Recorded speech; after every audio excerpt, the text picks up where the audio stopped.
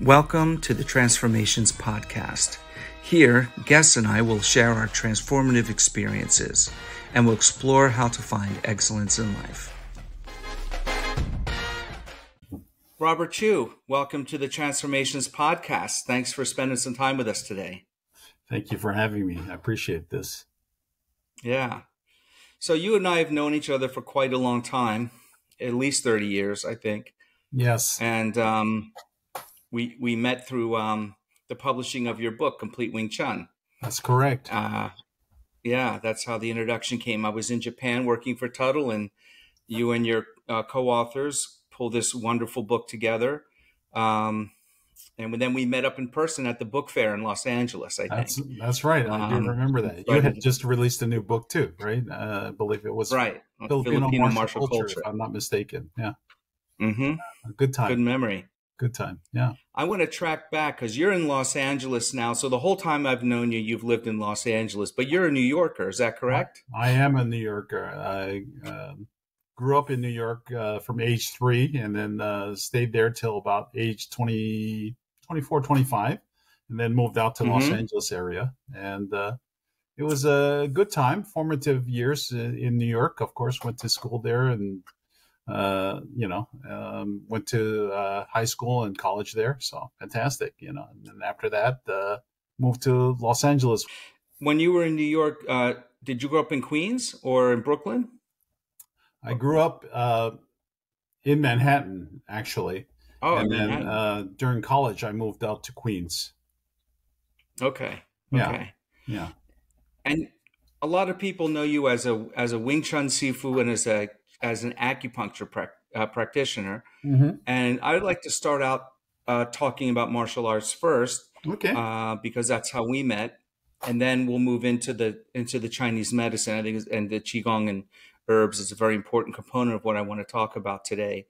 But although most people know you as a Wing Chun Sifu, you have quite a broad background. I mean, I'll bet you that 90% of the people don't know that you have quite a high rank in Shorin-ryu.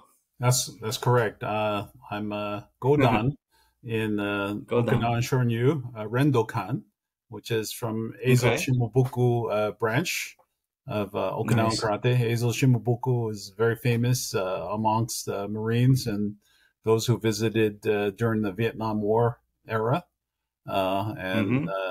They were stationed out there, and he taught the groups near. I remember the school as being in Kin, Okinawa. So I had studied this art formally from age 11.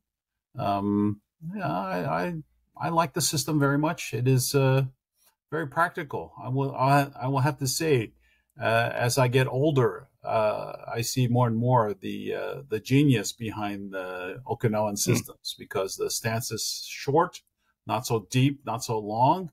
The combinations are very natural and fluid. And then because our branch comes from Kian Chotoku, a very famous grandmaster, Kian had studied with all the greats on Okinawa, including the 2 Matsumoto's. Right? One was Bushi Matsumoto, right? And then the other one, Kosaku Matsumoto. And because Kian was very thin and small, he used a lot of running inside, outside, zigzag pattern to fight with. I didn't know that. His karate was very unique. It's not very straightforward like Shotokan, straight line, based on kendo or, other Japanese swordsmanship, but it's a very angular system, so it takes the angle a lot. And some of the kata, the advanced kata, they has a big flow to it, and very reminiscent of the Chinese martial arts systems. Yeah, so I was very very interested in that. It's been a lifelong study. Definitely kata and kabuto practice. Definitely a lot of old practices, Junbei Undo, like a class warm-up, preparatory exercises. And then there's Hojo Undo, where we use equipment to train with Makuara, Chi-ishi, the jars, the Girigami. Right. Yeah, so we have a lot of those type of tools, and then a lot of the old arm banging, iron body, iron arm, iron fist type of training. So it's kind of crazy. So it was a good Yeah. foundation. I liked it very much. But Yeah. because I'm culturally Chinese, I had a great interest in the Chinese arts. And of course, even before I studied Shorin-ryu, Grandpa had taught me a few stances and maneuvers and striking and, body movements, things like that, just exercises. And I just copied and mimicked him. And, I remember him telling me, you practice with a brick. Grab the brick, drop the brick, pick it up again, drop it. Before it falls on the ground, you pick it up and grab it. So I Yeah. realized he's teaching Tiger Claw system, right? How to do. And then when he maneuvered, it's always like taking an angle and then getting cat stance, different types of things. So very interesting. He didn't have the patience to teach me forms, but I think he taught me a few combinations, horse stance training, as well as punching and basic things like that, but not really formal anything. And then of course, being in New York City is home of Southern Fist. You could say like a mecca Right. of Southern Fist, just like Hong Kong. Many of the immigrants in Chinatown originally were the Toisan immigrants, and then eventually Hong Kong immigrants came in. And our family left China in 1940s, 49, because they were a civil war, and then they had to settle in Hong Kong. And during that time, settling in Hong Kong, 3 generations of our family stayed in Hong Kong, and we kind of adopted the culture. We're from Nanjing and Shanghai area, so a Okay. little bit considered north to the Cantonese, who are geographically challenged, and then but to Chinese in China, they know we're Southern folk too. We don't speak Mandarin. We speak our Right. own dialects, right? And then we don't speak Cantonese either. So I guess Cantonese people feel anyone who doesn't speak Cantonese is an outsider. But That's at right. home we spoke our dialect. Outside we spoke Cantonese, so we could fit in Okay. and learn. Yeah, yeah. And this during my So, time in high school, I came across a lot of Southern Fist people.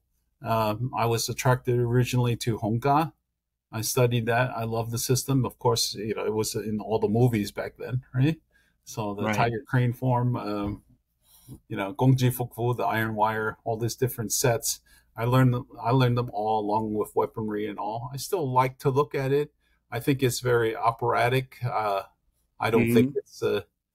I don't think of it as let's just say, a great fighting system per se. I think it has a lot of elements and a lot of advanced elements. Maybe for me at that time, I was too young. I didn't quite understand it.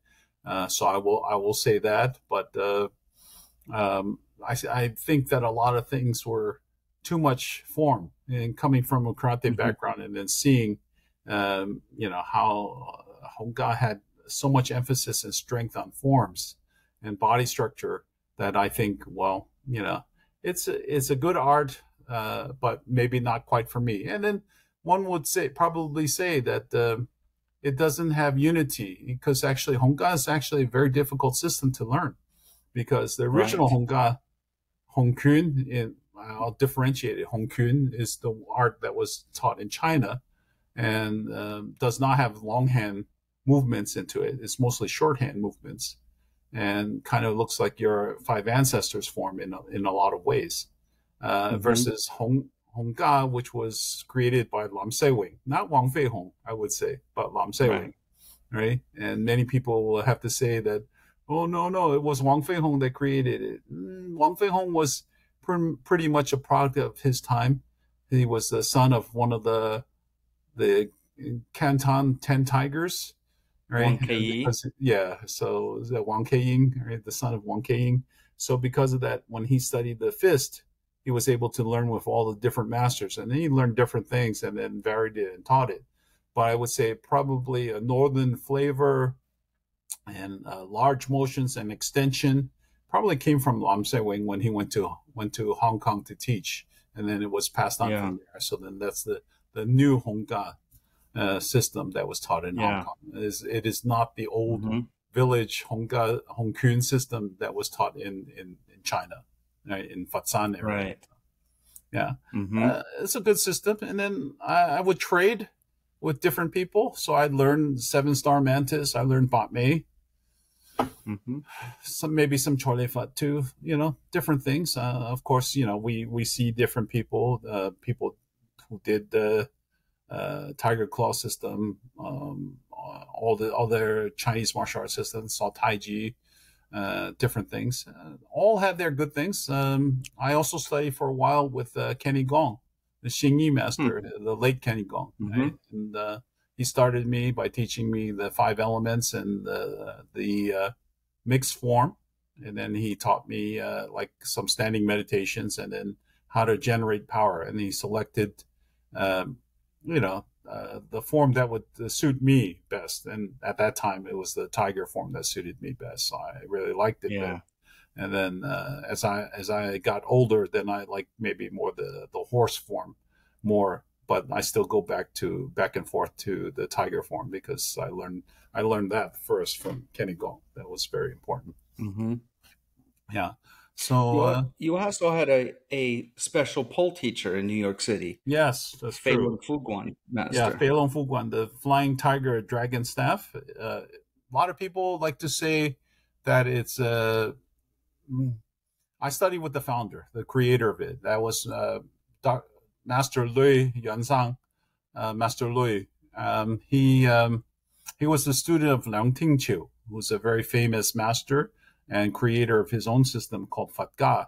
In the 1920s or the Republic era, there was competitions of full contact. They had the Lei Tai, the thunder table, thunder platform, right, where they challenged martial arts and they fought full contact. And Leung Tingqiu came in second place. And this was in Nanjing area. So, he had a lot of authenticity. And because Master Lui came from a well-to-do family and he was an educated scholar, his father hired Leung Tingqiu to teach him. However, Master Lui studied different pole forms throughout southern China and then compiled them and then put them together. As he put them together in southern China, he came up with his own understanding of the pole. And Master Lui told me that he studied with a northern master. Now, the northern pole is the short pole. It's kind of like the pinga that you use, right? Yeah, the pinga. The short whipping pole from the Filipino martial arts, right? And it's used two-handed, and you swing the sides and all. And I think that's what he combined with the southern pole. Instead of using a single end pole, he combined it so that he uses both ends of the pole, and it could use with various lengths of the pole. And it's quite a lively system. It's much more lively in footwork and angles than the than the typical southern type of pole. Like the Wing Chun pole is very very stationary in comparison. It takes angles, but you're in the center, right? So some people think that that's because it was on a boat. You're less stationary. You're more stationary on a boat. You can't move around as quickly. There's little space, and then you have to defend yourself with the pole from there. So 1 or 2 strokes is all you need with the 6.5 point pole. And with Master Lei's system, it's taking angles, always walking outside and inside to different angles. Mm-hmm. That's quite interesting. Yeah.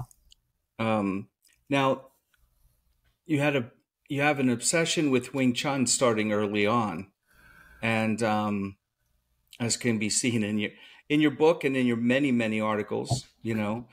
and in the fact that you're like an encyclopedia of styles and knowing the forms and understanding the deeper principles of Wing Chun, rather than just here's how this teacher or this line does it. One of the things I appreciate most about our relationship is your sharing of that kind of understanding, because it's definitely flooded into my own understanding of martial arts. but you moved out to L.A. for Wing Chun. I That's mean, for your wife, oh, but you know. when you're married to the family. So Yeah. yeah. So it's But part of that family from the side was Hawkins Cheung, the late that's Hawkins right. Cheung. That's right. And that was a great draw of mine. Hawkins Cheung was my great mentor. Although I had studied Wing Chun in New York City and then also went to Hong Kong to pursue the roots of Yip Man's Wing Chun. Hmm. I also had a personal teacher of mine, Kwan Jong-Yuen. He he taught me the Yun Kei San Wing Chun system, so the China Wing Chun system, and he taught me the Gulao Wing Chun. So he Mm. already expanded my mindset in my early 20s, and I did think Yip Man's Wing Chun was the best for me at that time, and very little was known about other lineages. Very little was Right. written. Very people couldn't understand how the heck are there so many Wing Chun systems. Is Yip Man the grandmaster of Wing Chun? Did he follow the line, in the lineage of, the various teachers? A lot of it is mythical. The more you study and the more you put people up on pedestals, the worse things get. And in the worse things get, you have to understand. Well, people are just people. Everyone has limitations. So, for Right. example, one of the things that people say is Yip Man went and studied with Leung Chan's son, Leung Bik, who was in Hong Kong. Well, there's a big question about that one because I think even Yip Man probably, if when he wrote his story about the story of Wing Chun, the history of Wing Chun, he said that he studied with Chan Mo Sun, okay, but he did not say he studied with Leung Bik. That's a big thing written by your own hand. Because if you studied with Hmm. Leung Bik, you would have said, "I studied with Leung Bik." You would have wrote it, but he didn't write But that. he He said studied he with the studied with money changer. yes, exactly, the money Yeah. changer. So that's who he studied with, and then his seniors. And I believe he mentions the seniors, but he doesn't mention Leung Bik. So all this Mm. speculation about there being a Leung Bik system, well, that's good question. But I do know that from history and from the Yin San lineage, that Yip Man was neighbors and childhood friends with Yin San. And Yun San was actually two generations above Yip Man because Hmm. you would put Yun San as a contemporary of Leung Chan, right? Yeah. Yip Man's grand teacher. And but then Yun San did not want to formally accept Yip Man as a student. So because they're neighbors and childhood friends, hey, why don't we just get together and practice, share with you and teach you, and then we don't have to make a big deal about this. And this is a common thing in Wing Chun too, because you can learn Wing Chun within 3 to 5 years, the whole system. And in learning the whole system 3 to 5 years, then it's not unusual. Your grand teacher teaches you. For example, Alan Orr, his students, my grand students, they come to me and they have lessons, and I've taught them, and Hmm. continue to educate them. They correspond with me, they talk to me, and it's not unusual. That because the generation time frame is so small that I would also they would know me personally, or I would teach them, and then they would ask me Right. questions, and so that's not unusual. So in case I'm sharing with Yip Man, I think that's very very good. I don't think there's anything wrong with it. So some people look Hmm. at it as a huge lack of faith. I don't think so. I think maybe Chan Sun, how can we say, combined it with his family art. Looks to me like his family art is Hongga, Hongkun. Okay? Really? And so if we Yeah. look at the Chan Yumin lineage that is in China, and they went to Sunwei area and populated and taught Wing Chun there. When I look at their forms, it's like their forms are a combination of actual Wing Chun sets and their Hongkun or village Mm. system. Maybe we'll call it Yeah. Chan's Hongga or Chan's system, right? So who knows, right? at any rate, the thing is not distilled. So I Right. gather, I put it, and I speculate. I can't say 100%, right? But I would have to say, by looking at Yin Ke San's form and then looking at Yip Man's early form, it's very, very close, in the composition. They cut out all of the Changwa-sun additives, okay, and Right. then just made it very simple. And the three forms are very simple. So this was a pattern for Yip Man himself. And so Yip Man was smart. He knows, hey, my Sifu died when I was young. I only had 2 years of training with him at most. Mostly it was my seniors who trained me. If I can learn from other people, then, well, why don't I learn? Why don't I perfect my art? And so I think that's what he did all his life, So did he learn from Chu Chongman? Yeah, from Macau, sure. He spent some time with him and learned from him. Did he learn from Dang Yik, the pole master?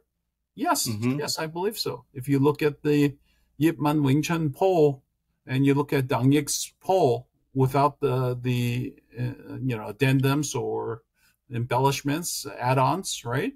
Mm-hmm. Appendages, shall we say, right? Then the basic form is very simple and is actually up to the last section. The Yip Man pole leaves out the walking three circles and thrusting, Right. and that's the only thing that it is. But otherwise, it's the same pole. And if you look at Yin Ke San's pole and the Yip Man pole, and both forms, they're both about the same. Mm-hmm. And of course, Yip Man created the Bachamdo set. There's no such thing as Bachamdo in China, although there is now, right? And that's the Right. emphasis, right? Because a lot of things in China now, they add onto it. They created it. They see that it got famous outside the country, and then they reintroduce it. So, oh, this is a secret teaching, and this is what happens. And a lot of this happens, sadly, It's like, I imagine, like, Right. if 5 ancestors, your branch went to the Philippines, but if you compare it to what's taught in Southeast Asia and then taught in Yeah. Fujian There's a area, lot of variance between yes, Philippines, Indonesia, Singapore, Malaysia, even though yeah, they all came from the same one teacher yes, and they exactly, branched and ran, but exactly, there's quite a lot of difference. Yeah. So I exactly. have a few questions related to so Yunke-san. So Hmm. when I looked at I've met Rene Ritchie. I published his book, as you Yes. know, and the postures and the body shape is so different than Yip Man's. So did Yip Man not take that part in, but the hand maneuvers, or did he take it and it kind of faded itself out later because the structure looks quite less rounded, should I say, or Okay, I or understand. or bent at the knees? I'm not sure which way to It could say. have been their health. It could have been, Yeah. as they passed it on. Yin Keizan, first Mm-hmm. of all, did not have any or many students. Let's just say he really Right. had one student, Samnung. A lot of people Yeah. claim that they had learned from Yin Keizan, but in reality, I believe they really learned from Samnung and just not giving him credit, and then skipping a Right. generation, right? So I think I know people are going to get pissed off when I'm talking about this stuff because I'm drawing their Oh, cards, that's life. right? Yeah. But Yin Kei-san, of course, he was quite wealthy. He was a lawyer by profession, and Mm-hmm. he was the one who went to the opium den all the time. So when Ah, you become an opium addict, and Yip yeah. Man was an opium addict as well. Yes, let's not deny it. What happens is, your posture, your body, you're lying down, reclining, getting high, and you're Right. curved. Everything You're bent changes. over. So your posture, when you're standing, is not very good because opium is what? Basically, I guess cocaine mixed with tobacco. And you smoke it, Yeah. and it ruins your lungs, and it's not very healthy for you. So, Yeah. Yeah. you had the British who brought it into China. China went into 2 wars with Great Britain at that time for opium. Mm-hmm. The British wanted to be paid in in gold, not silver. They wanted to trade their goods and services, i.e., I Right. give you opium and you give me tea, silk, furniture, other things, right? Right. Yeah. And then we export those things, and that's a balance of trade, right? Of course, that was the British Empire 1.0. Now we have the British Empire Right. 2.0. The, That's right. the That's right. Now, I remember way back, you taught me the Gulao system. We went through the points of the Gulao system, and if I'm recalling correctly, and please correct, there weren't forms per se, but There's hand no forms. combinations, right? That's correct. So the story goes, when Leung Zhan left Fazan, he was about 73.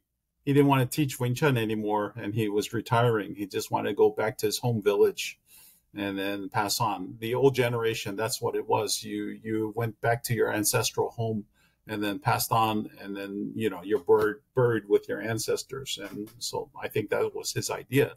So to enjoy his time, he wanted to probably train and chisa with some of the locals.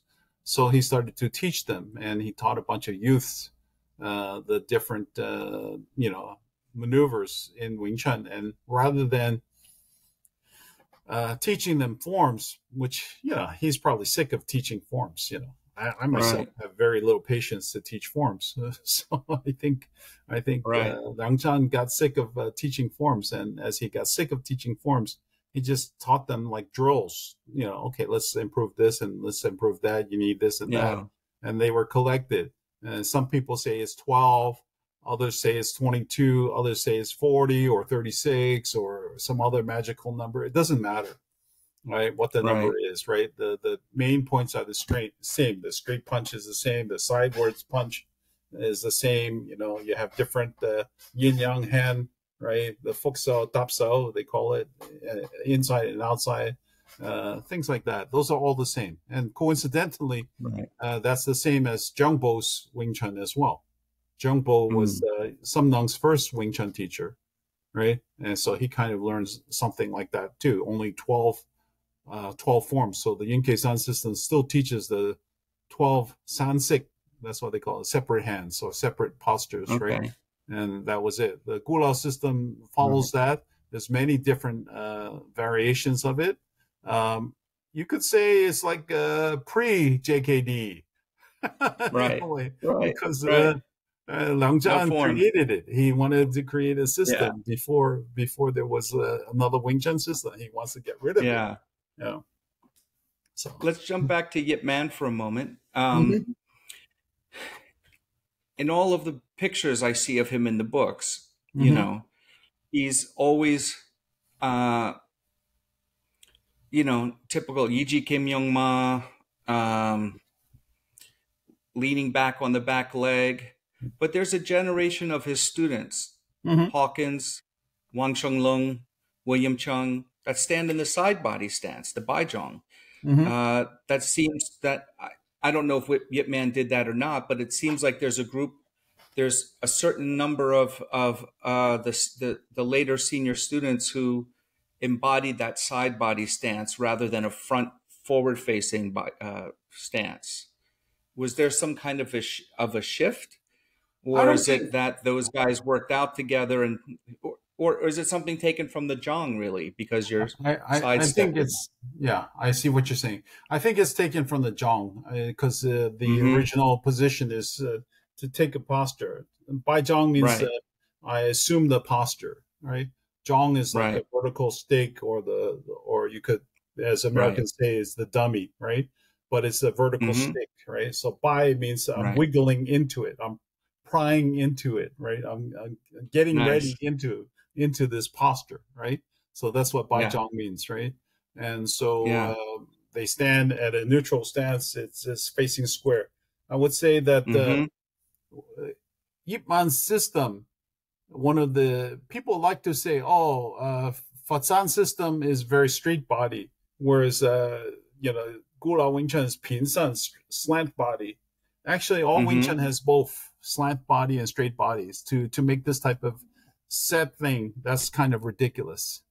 Right. You know, I don't know what happened over there that people have to think that way, but you know, Right. because if you cannot be straight, then how can you be slanted? And if you're slanted, how can you not be straight, right?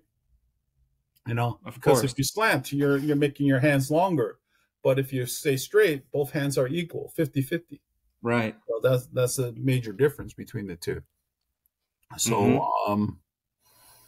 I think it's a matter of that. The other thing is this: many of the Wing Chun people from the 60s,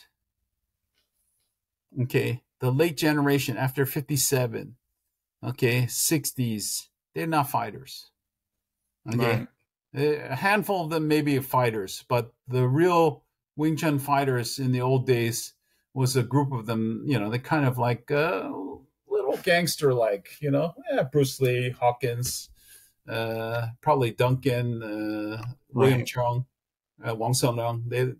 They like to prove it. And supposedly there was a story about even Wong Shung Leung when he was teaching in the school. Yip Man was not present. So they had two factions. One faction just likes to do Qisao and do the forms and stand in the mirror and do the exercises. And then Wong Shung Leung's group, they like to do Qisao with power and then very aggressive, and then, you know, go in and fight and punch and trade blows and things. And then these two groups had a match. And of course, Wong Shung Leung's grouping was a better fighters because they learned practical Wing Chun and did it. So when Mm-hmm.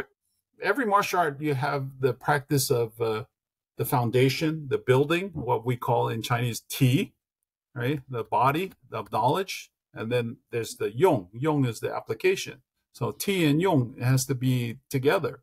Usually Ti is supposed to be equal to Yong.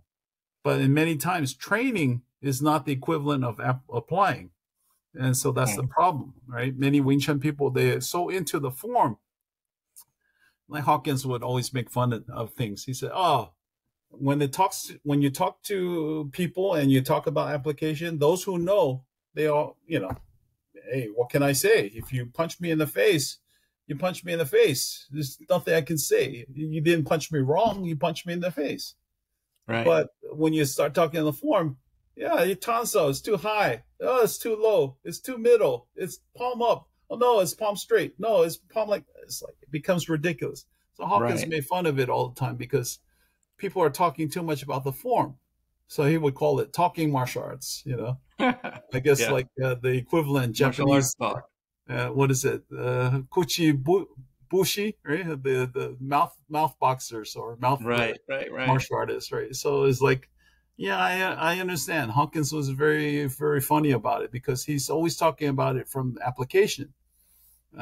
So I would say my early studies in Wing Chun was more about the form, but when I Yeah. studied with Hawkins and came to study with him, you know, during my time in Los Angeles, it's like, let's talk about the application. I learned enough Mm-hmm. forms. I don't want to learn more forms. I want to understand Right.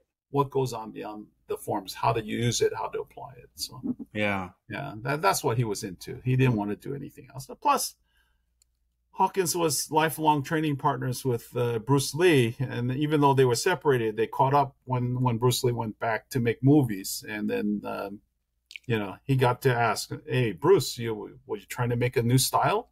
You trying to make Mm-hmm. your own system? You want to be the grandmaster of your own system?" He goes, "No, no." He goes, "Jeet Kune Do is my expression of Pakda." Mm. Because Hawkins and Bruce, they had this like saying, uh, uh, one Pakda can beat Tinha, right? It kind of rhymes, right? Yeah, Pakda da Tinha, right? So it means one Pakda can beat everyone under heaven, everyone in the world, right? Angle one beats all under heaven, my Yes, friend. exactly. So that's the whole idea. Because why, Pakda? You come in. A lot of people think, oh, you're going to punch me and do Pakda. No, you come right in and smash them, right? That's Pakda. It's a very aggressive type of Pakda. It's not a oh, I'm going to wait for you to punch me and then you do Pakda. No, whatever your guard is up there. I'm going to knock your hand down and then Pakda to you. That's the whole idea behind it. It's a very Right. aggressive system. So, and if you look at Bruce, right lead forward, the rear Right head, there. that's pakda. It really is straightforward. Yeah. So you don't need many maneuvers. So, when Hawkins traded with Bruce, he said, Bruce, I prefer to use my body structure. And Bruce was very much into his speed and his, his quick reflex and movement, fast twitch muscle, Mm-hmm. very scientific about it, like a sports athlete. Of course, I think he got he had his work ethic, but I think he took the idea of Wong Shung Leung that boxing is very good to train with. It's a modern way, and that when he met the sports figures in karate, and he trained with them, Norris, Mike Stone, Joe Louis. Joe Louis, Right? yeah. They were all into sparring, and sparring in the 60s was not the same as sparring today, or Right. even the 70s or 80s or 90s, where you use Mm-hmm. the safety chop, Junri type of Right, the safety foam, chops, yeah. yeah, foam rubber Foam dip gloves and gloves kicks. and kicks and whatnot, shields. It was like when we did full contact, even in Shorin-ryu, we did it without equipment. We back fist and we hit you right in the face, and then we kick you full power because you had to do the Okinawan body training, right? You had to be strong to take it. And so, and I saw Bruce Lee's sidekick. I said, oh, that's the Shorin-ryu sidekick. And sure enough, Joe Louis, he had Joe Louis sidekick. Joe Louis Joe trained Louis's Shorin-ryu. sidekick was legendary. Yes, That was his exactly. main So, weapon. Yeah. yeah. So I said, oh, look at that. Their sidekick. You could say probably Shorin-ryu is is one of the parent systems of Jeet Kune Do too. Mm-hmm. A lot of people don't know. We're going to get in trouble for that one, but the people who study with Joe Louis, they're going to say yeah, and the people who study with Ted Wong, they're going to say yeah. Look at it. It's quite true. So Joe Louis said to me once that everybody, when he was competing, they knew his sidekick was coming, but they didn't know when or how, and they couldn't defend it. That's right. Exactly. It's the same thing. That was his masterful. It was piece. the step through sidekick, and it was like very deadly, and you kick fast with the heel and power. You're not kicking with the edge of your foot. You're just slamming and smashing people, and you're just kicking them and hitting them. Yeah. And you set it up with a finger jab or a back fist, and you look at it. Those are three of the tools of Jeet Kune Do right away. Jeet Kune Do. Yeah. Right. So fantastic. How important is the Mook Yan Jong to Wing Chun? If there was no Mook Yan Jong, do you think because I think some footwork and combinations and movement occur in the dummy training that don't occur in the forms. And there's more different combinations and segments. So do you think that you could just go dummy and chisa? Or, is the dummy really the central point of correcting and learning the combos for Wing Chun? Or do you think, what is your perspective? I think everything's in the first form. Yeah, that's my perspective. Your linkage of your body structure. I think when you want to learn a tool, the hand on the side is actually a fist. So let's say you do tansao, so it becomes a fist. So that's tanda.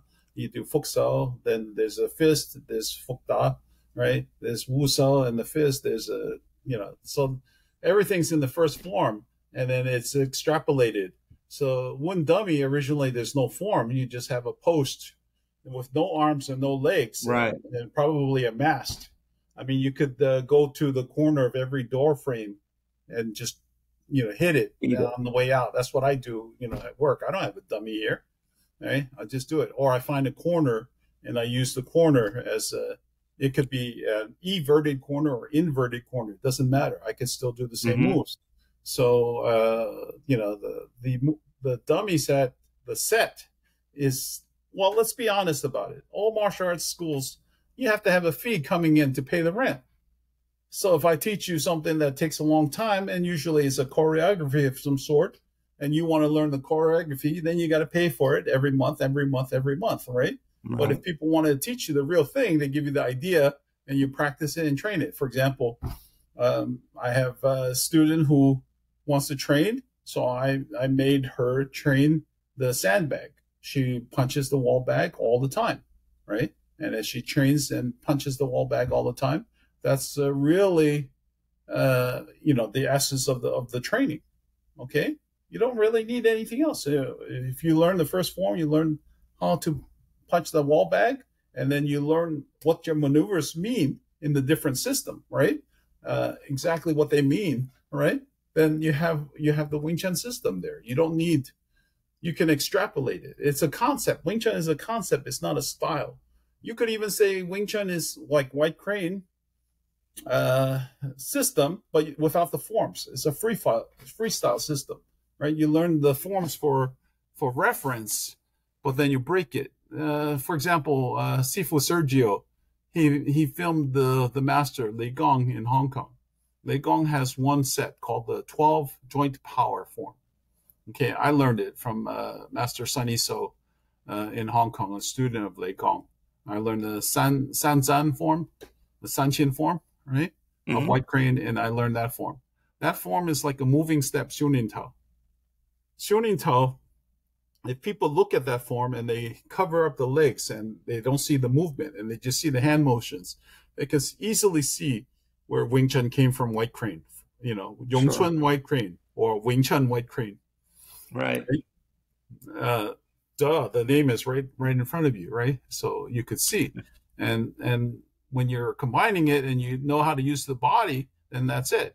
I think what happened was over the ages from the fall of the Ming Dynasty, 1644, throughout the Qing Dynasty on, right? Well, White Crane was developing and they had many incarnations of White Crane. And as they did many incarnations of White Crane, they had small White Crane, they had big White Crane, they had shaking White Crane, they had flying White Crane, they had attacking White Crane, they had iron White Crane. Right? So some of the things mixed with Qi Ji Guang's long fist, and then became bigger frame White Crane, right? And then people got sick of forms in White Crane. Because why? Like in your system, you have many forms, but then you have some forms that are just 2 or 3 moves different than the previous form, right? It's like, what was that all about? Well, why didn't you just teach me those 2 or 3 moves? Why did I have to learn a whole form to learn 2 or 3 moves, right? So I think sometimes this is what happens, and people got sick of it. So our ancestors in Wing Chun, they got sick of it, right? Of forms. So then they had emphasis on sticking and feeling and changing. And so I react to pressure, and then I move away from the pressure. You give me pressure, I move away from it, and then I have my central structure. I have my center line. I have my 5 reference points. I have my gate and my bridge, and I stick. So then that's what becomes Wing Chun. So then eventually, I think they created a form for it to solidify its knowledge. But what form does not equal application again, right? Because form does not equal application, then people get stuck in it, and then they just get ridiculous from it. Yeah. So you went into Chinese medicine some years after moving out to Los Angeles. That's right. And I went to Chinese medicine school then. Yeah. Yeah. And you've been in practice in Pasadena for 23 years now. 23. Yeah. 23 years. Yeah. Long and your time specialty is cancer, correct? I do internal medicine, so that includes cancer, right? Complementary cancer therapy. That's because in the United States here, we cannot say we treat cancer directly. We only treat the side effects of cancer. And then I treat women's health because the majority of patients are females, and they have health issues like menstrual issues, menopausal, childbirth, postpartum, etc. And then I also treat pain because I'm a specialist in creating pain. I got to know how to treat pain. It's an outgrowth of the personality. It is. And even when I was studying Chinese martial arts, then in the trade, I would often ask the other people that I would trade with, "Hey, can I see your formula? Can I learn your formula? You know, Yeah. you make dita jiao. Let me see. I would like to see." So I took the ideas and then studied hard on the herbals. This was even before I went to acupuncture school. And Mm-hmm. then, of course, my instructors like Kwan, he said to me, "Hey, if you're so interested, you should study it formally. But I'm going to pass on some medicine recipes for you so that you can understand it. And then it's up to you to look up each individual herb so that you can understand it. And then you see how it's combined and then made into a formula." And so he would share and show that to me. And I like that a lot. But I would have to say that if you want to practice medicine as a Chinese medicine practitioner, you have to fulfill the requirements and go to school. Like a lot of people, old timers in Chinatown, they're martial arts teachers, and then they'll treat your injury because they know a little dita. Well, Right. maybe most of the time they're not qualified medical practitioners. They can't Sure. recognize it, and there's a lot. They're essentially practicing medicine without a license. And Right. this country here has a long history of persecuting Chinese medicine practitioners who were allegedly practicing without a license. Mm-hmm. California was amongst the first states to allow for licensure, right? And it was created quite late. So I mean, Right. after the Nixon administration went to China, then they decided to create it, and that was in the 70s, right? So they created an acupuncture board here, and then Mm-hmm. was able to do it. Now I could read old stories of the Wild Wild West from the Kwai Chang Ging days, right, where a certain doctor was practicing herbs or Trina massage and things like that, and he was treating various ailments, and the local sheriff came down to close up shop and stuff like that. So it was Uh, like pretty funny, but also like sad because of the ignorance. But then if you think about it, look at the great things. If it wasn't for the cultural exchange at that time, then we would not have osteopathy or chiropractic in today's right. profession. And then, of course, physical therapy has taken dry needling and wet needling, right? Yep. Concepts, And and cupping then and some have scraping. used copping and scraping, right? Which is now present in physical therapy: dry needling, cupping, scraping. Right? They Mm-hmm. go by different names, but clearly they're not giving Mm-hmm. credit. And there's a lot of how can we say cultural appropriation? Appropriate. Yeah, Yep. Cultural appropriation. yes, and I not was giving thinking credit about to the that the source. other day.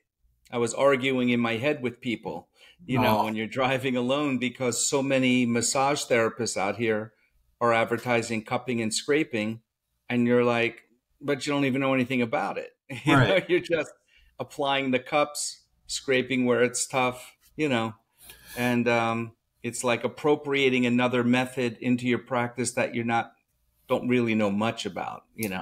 Well, that's a problem. The half learned medicine can be a very dangerous thing, and then Yeah.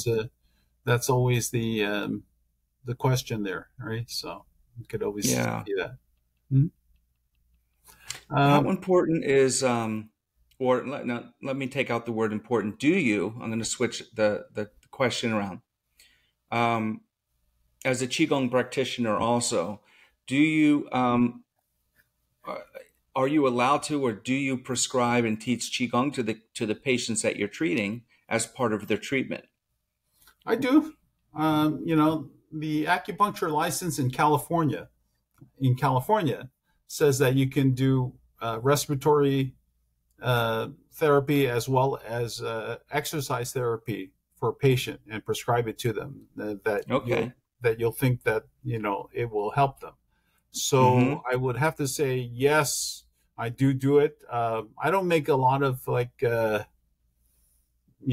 I guess sensationalism about it. I may teach them very simple things like standing in a stance, doing Yeah. zong, okay, Mm-hmm. standing postures. I might make them do moving with breathing, or practice 6 healing sounds, or do some meditation of Mm-hmm. sorts. Those are all very important.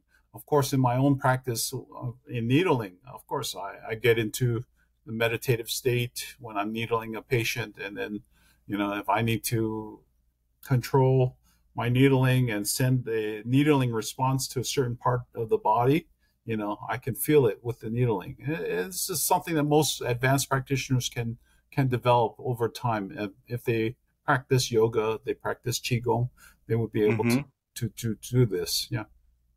Mm-hmm. So I would say, yeah, it's very important to the practice. You always worry about the weak, frail acupuncturist who has to come into contact with patients. They probably will get sick. So, in my philosophy is, if your chi is robust, your energy is strong and powerful, you won't get weakened by exposure to, other atmospheric or pathogenic factors. So that's very Mm-hmm. important for a practitioner. Yeah.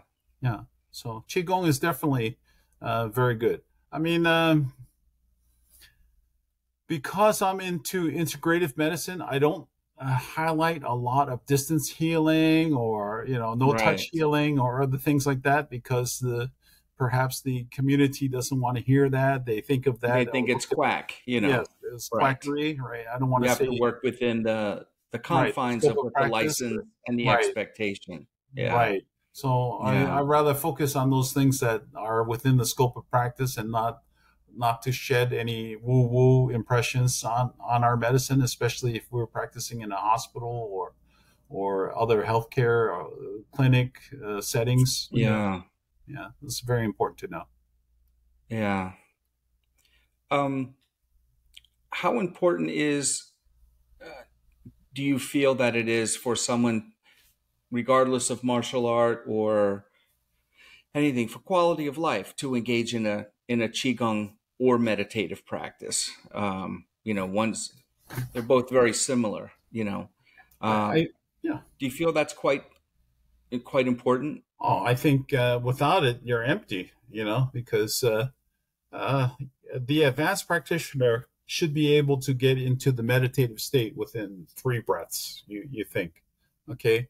The first is Mm-hmm. to clear the mind, and then the second is to regulate the breathing, and then third is to relax the body, right?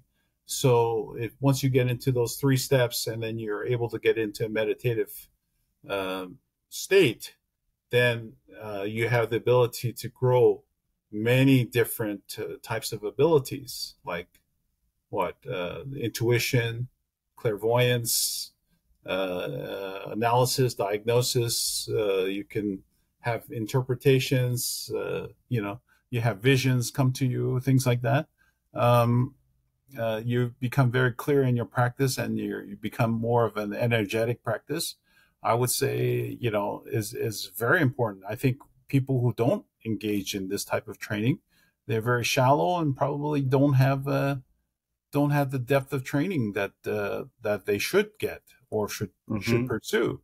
They probably don't even know it exists, especially if the majority of acupuncture schools only want to teach what you'll learn in order to pass the licensure exam.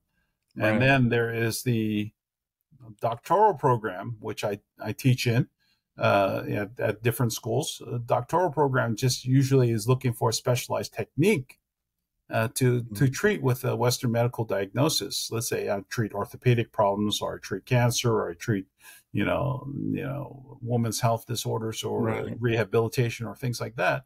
But they may not want to go into like the spiritual training. If we look at Mm-hmm. the ancient classics, like the Neijing, the inner classic of Chinese medicine, we're often told that we're given lifestyle advice.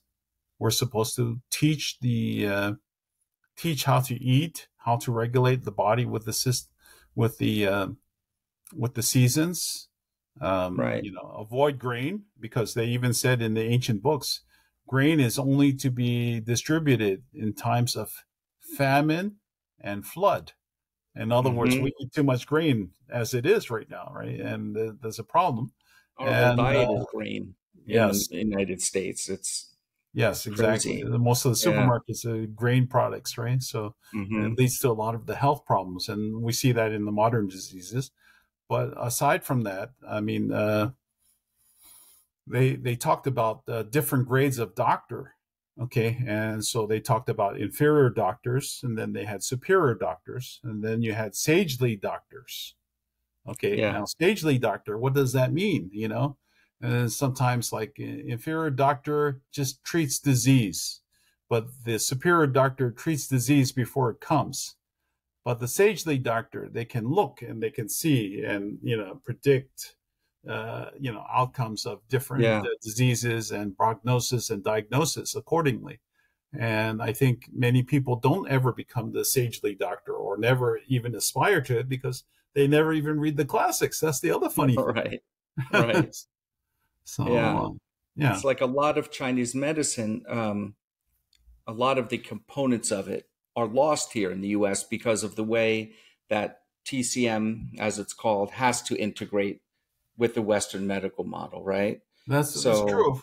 That's true. But I'll tell you, where it's fully integrated, like in China, may not be the best thing hmm, because medicine in China takes over a Western model of departmentalization. Oh, you want yeah, this? Go to the herb department. You want that? Go to the Tuina department. You want mm, needles? We'll treat you at the acupuncture department. Oh, we'll give you drugs. That's the standard medicine department. That's not the same either. We're yeah, kind of like in a unique situation here in the United States. We're able to do herbs and acupuncture, Tuina, and exercises and Qigong, and hmm, of course the acupuncture. We might do different styles of acupuncture to achieve a certain goal, whether minimal needles or maximum needles, local needles or distal needling. And I think that puts us in a full practice, which we have an advantage over being fully integrated.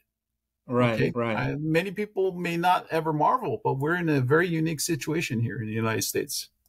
yeah.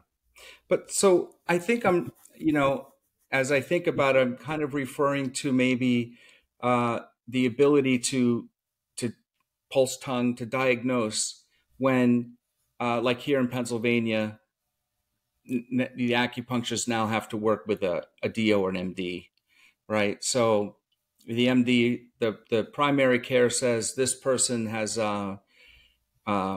shoulder pain. uh, Acupuncture treat them however many times. So they're not actually diagnosing the channel, say, oh, it's a gallbladder channel problem. They're saying, okay, we just have to needle for the pain syndrome. They're not allowed to then re-diagnose. Mm. So this kind of thing, I'm more kind of leaning into the question for you. How is it in California that way? Oh, in California, we don't do that. We're primary treating physicians. We can diagnose and treat. You're an Yes, acupuncture we are. physician We then. have Okay, autonomy. wonderful. We don't need to work under an MD or DO or anything Okay, like that. Yeah. So because of yeah, that, then we see things, we diagnose it.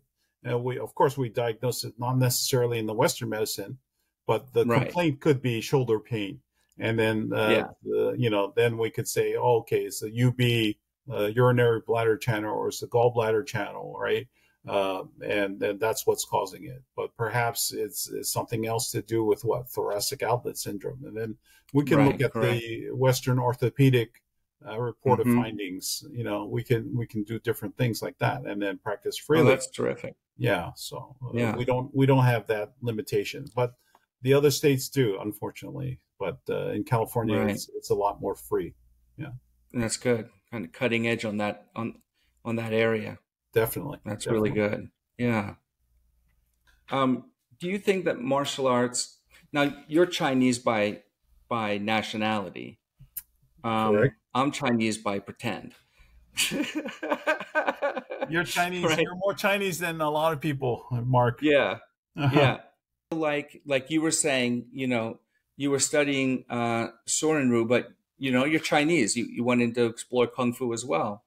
How much of you being Chinese do you feel leads your direction in all the different things that you're doing? Chinese medicine versus becoming an orthopedist, for example, or something. Mhm. How much of that do you think is ingrained just in your worldview Well, and your pride, for your definitely. Today's July 20th. Is I think it's 50 years since the passing of Bruce Lee.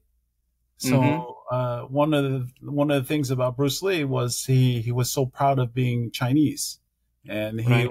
he I remember reading Jesse Glover's book on Bruce Lee, Bruce Hmm. Lee between Wing Chun and Jeet Kune Do, Right. and he said that Bruce Lee was very proud of anything Chinese, even Mm. though he was born in America, right? He loved what was going on in developments of China. He was proud of being from Hong Kong, and that things that happened in Southeast Asia and Taiwan too. He was also equally proud of. Mm. My my understanding is, there's things about the Chinese culture. Yes, we should be ambassadors of the Chinese culture, and that we preserve a part of that Chinese culture while also being part of this great melting pot of the United States. And, I mean, since COVID happened, there's a lot of great prejudice against the CCP. The Right. Asians made us all sick, unfortunately. And, it's the Wuhan bat virus. These Chinese eat these weird bats and then gave us all this type of stuff. It's very prejudiced, and it's very Yeah. xenophobic. It's very racist. It's very sad, because this was not the country that I grew up in. We were very nationalistic, but open-minded, and respected everyone's point of view and different things. And when Nixon and Kissinger wanted to open up China as an ally to help us against the USSR at that time, that was a great thing. And to see Mao and Nixon drinking Mao Tai together, and then opening up the culture of China to the West in the early 70s. James Reston, his colon, he had appendicitis and had to go under an operation in China. They gave him acupuncture as post operation, and then that led to the great interest of what Chinese medicine was by a Hmm. team of Harvard trained doctors, right? All of this started to explode, and now sadly we seem to have regressed after COVID. And so there's a lot of great hatred for the government in China and other things like that. But let's not forget the great things about the Chinese culture, which still Absolutely. exists, right? For example, Hmm. the guild system in the United States is from China. The education system, where you could take civil service examinations, okay, that is also of Chinese invention, Right.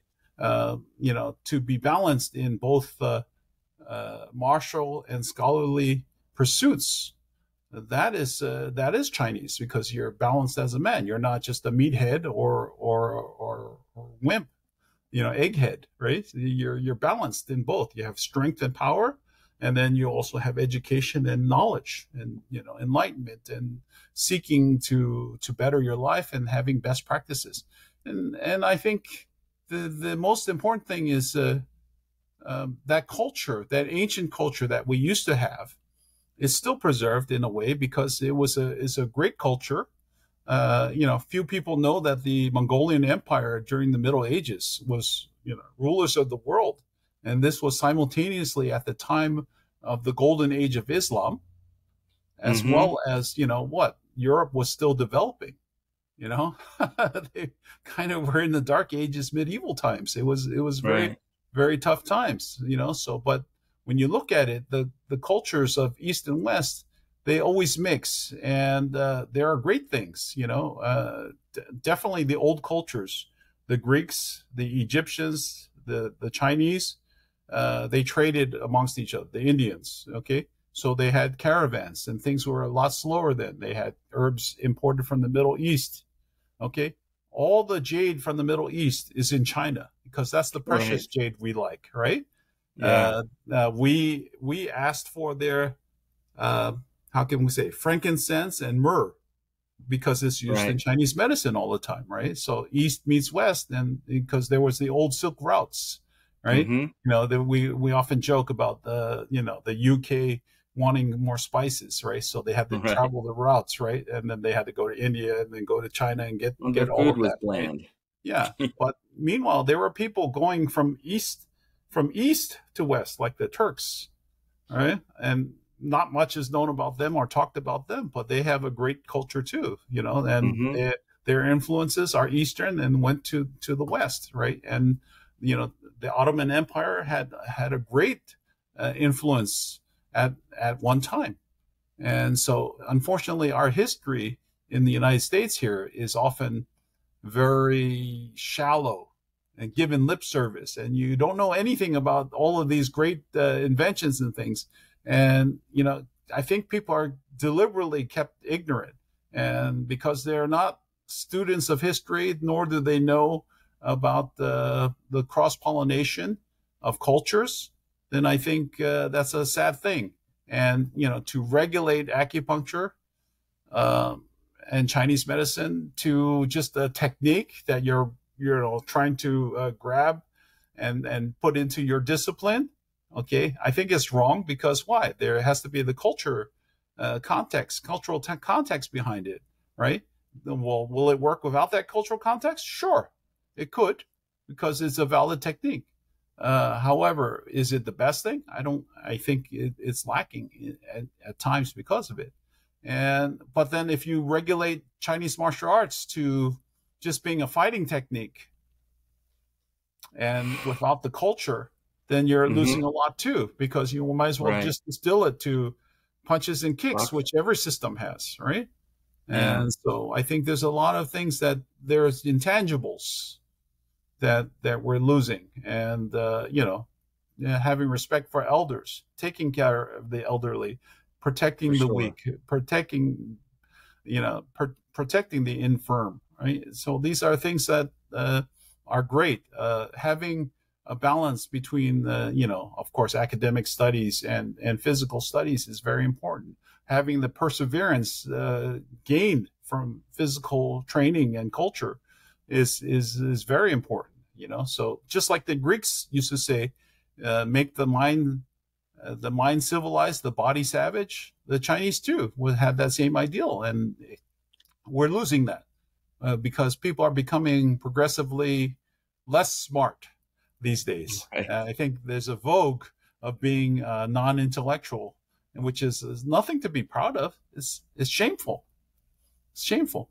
It's a shame because we forget what a great country we are, and the reason why we're a great country is because we've become a melting pot. We don't have to be so rigid. Yeah, sure.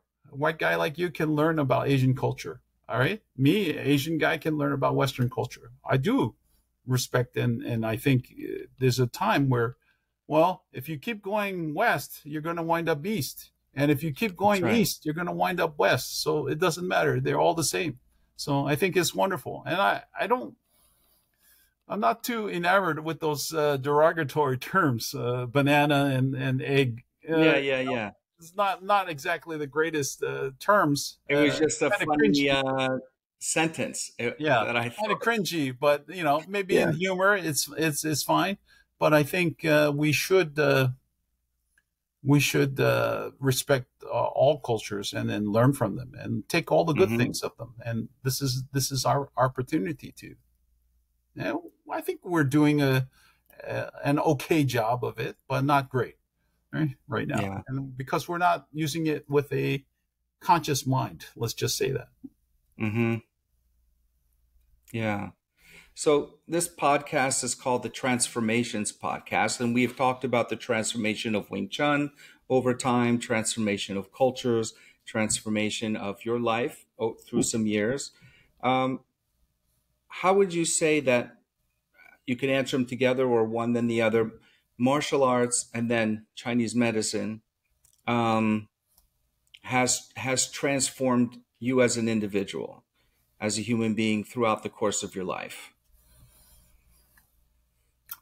I think martial arts, Shorin-ryu is Okinawan, so it's not Chinese, it's not Japanese either. Shorin-ryu is Right. Okinawan. If you ever been to Okinawa, then you know how reverent the Okinawans are to the Ming and Qing dynasty culture, and they maintain it. And they talk about the uh, during the time of Okinawa's building up of their government and structure. They talk about 36 families that brought in Chinese culture to it. So Hmm. I do think that the Okinawan martial arts gave me a glimpse of that. Of course, I studied it when I was a young man and my identity was emerging.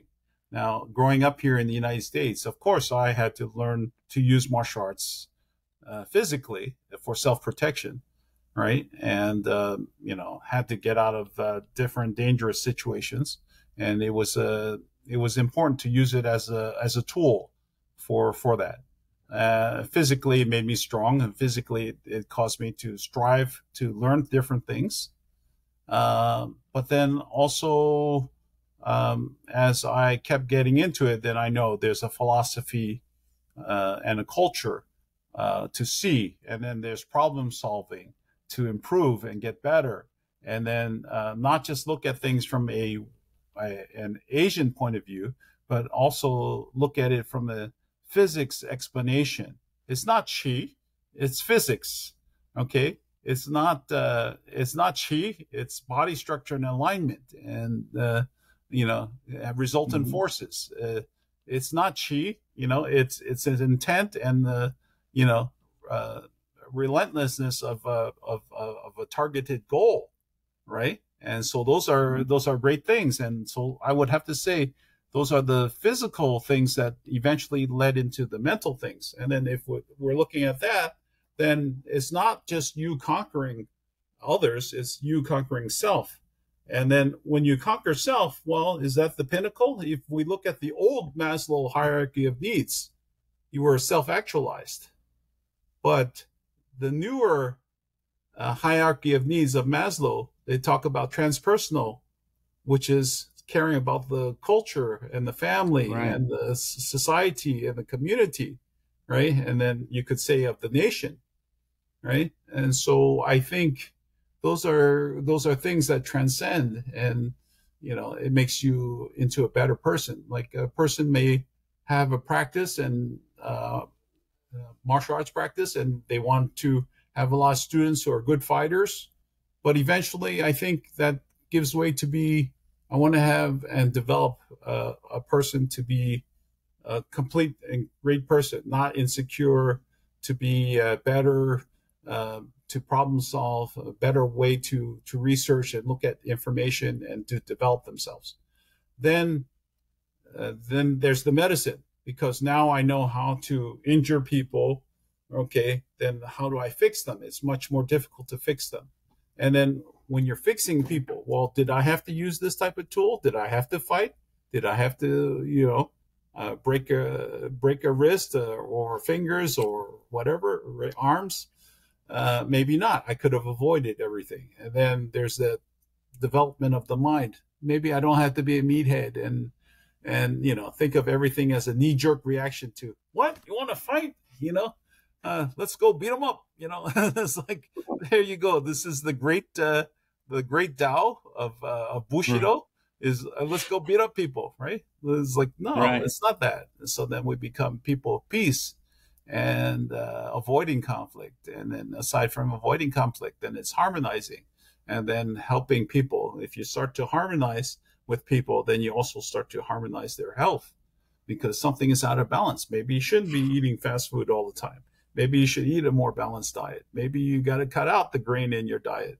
Maybe you should drink more water rather than soda, and so on and so forth. So it's a great transformative process that goes on from, of course, the physical to the mental to the spiritual. And I think that's the path that things can lead you to. Hmm. Yeah. One of the things I know about you, you take charge, Yes. you go for what you want, and then you modify the training because you've got extra training, right? Mm-hmm. So you don't just stay with one Wing Chun, you've got 10 Wing Chuns, and then you sift them through, and then you create a Wing Chun that's good for you based on the principles and the background and the training. You're not a follower, right? True. True. Uh, right. You have teachers, you respect your teachers in acupuncture, medicine, martial arts. Even I remember you learning the Tung's acupuncture, and now I Mm-hmm. see you developed out new things from that great acupuncture system, Definitely. incorporated them in. I'm willing to bend and trade. Often Yeah. feel that I bridge the two cultures, the old Yeah. Chinese Alpha Omega. culture Yeah. and I think that's more and the modern correct. culture that we have. I won't even say it's Western culture. I would say it's modern culture. Yeah. Where it's East meets West, and we do things. And I have Mm-hmm. my own way of doing things. I'm not afraid to be myself. I'm not afraid to express myself. But Right. I do give a nod and respect to tradition and where things came from, Yeah. and then I still want to transcend and develop those things. So I don't want to say that I'm just take charge, kick ass. I'm when you say alpha, I'm joking. I'm Yeah. thinking of Cobra Kai, right? You're thinking Cobra Kai. Yeah, I'm Yeah. thinking Yeah. Yeah. Cobra Kai, but I don't think I'm that kind of guy. I'm No, more no, not at laughing and all. smiling Yeah. and joking type of. Omega is much more a correct title, a correct Yes, word. Yeah. yeah. Yeah. So But just for that. So thank you. Yes, definitely one not to just fall in line and yes. follow. Well, Yeah. I think it's because we cannot be limited. There's a story about a frog in the well. The frog in the well thinks it's this is all there is to life. I have cool water. I have insects that fly in. There's light at the top. Of course, things are very small, but I'm the king of the world here, and things is fantastic. So he meets a turtle, and the turtle says, "Oh, there's these great seas and these great lakes and oceans and whatnot." And the frog can't believe it, and just can't believe it at all. And it's like, well, what do you say? You can argue with people who never saw the world, or you could just you do your thing. And you just, for me, Right. it's just doing my thing, is because a lot of people may not have seen the world, so maybe they are the frog in the well, and I'm not going to be the frog in the well. I've seen so many different things from different points of view, so I'd rather be open-minded about it. Yeah. Very nice. Very Yeah. good. Before we close out our talk today, is there anything that you would like to share with our audience that we haven't discussed? A philosophy, concept, something that you're working on or doing? And I all of think your socials and books on Amazon and so forth we'll have in the show notes. Yeah. okay. All right, very good. I think I'm one to really look for best practices, and Mm-hmm. and I won't say that the best practices necessarily have to come from east or west, but sometimes you look at different sources and you look at them. Okay, so for example, I did study NLP long ago, and this is the Right. same thing that Tony Robbins said studied. And in NLP, we talk about modeling. And in Mm-hmm. modeling, we get to see how did a person go from point A to the success that they enjoy right now, and what were the steps they needed to take to get there. And in studying that, then I would say if you have a means to look for best practices and to shorten your steps, or to look at the quintessence of things, okay, that will save you a lot of time, because in life, you don't have a lot of time to waste. Okay. You just need to focus on the important things. And because you need to focus on the important things, the extraneous seems to be kind of, it's too much window show, too much, too fancy, worry about the essence, go to the core. And in fact, that's Chinese culture. We say China is 中国, right? Zhong means center or middle. It also means accurate or bullseye. Okay. Mm, So get to the nice. core of things, get to the center of things, get to the central aspect. In fact, Wing Chun talks about that, right? And if you look at the Chinese character Zhong, it looks like an acupuncture point, and you stuck the needle Mm-hmm. into a person, right? So you get them properly. So I really think that's it. For me, that's get to the core of things, get to the center of things, right? I would say that's my main philosophy. If you look at it, whether it's a medicine approach or whether it's a martial arts approach, is get to it. And so I have a motto that says, "What? Let function rule over form, right? And let application be your guide or be your sifu, Mm-hmm. even to say, right? Because things that work, they really work. You can look for explanations later on, but you can. But if they work, then take those things and then fill your pocket. Even Hawkins often told me, hey, go study with that guy. Go talk to him. Get his point of view. Yeah. You Yeah. like Wong? Go see Wong. Wong was my mentor before. Yeah, go see him. Go get something from him. See what you got. Go look at Ho Gumming. Ho Gumming is very good. That was also Hawkins' training brother, right? And he says there's something very good. Ho Gumming knows how to use his body well, so it's very good, right? And so Hawkins had three. He had Yip Man as his sifu. He had Wong Shung Leung as one of his mentors, and then Ho Gumming as his training brother to help him with the fine points of the art. So nothing And ever Bruce occurs Lee. nothing ever occurs in a vacuum, right? Right. We stand on the shoulders of giants, right? And because we stand on the shoulders of giants, nothing is new. We reinventing the wheel all the time, but we got to reinvent the wheel for ourselves. I think that's Right. really what it is. Mm-hmm. Yeah. Very good. Thank you. Thank you. Really Yeah. appreciate this time.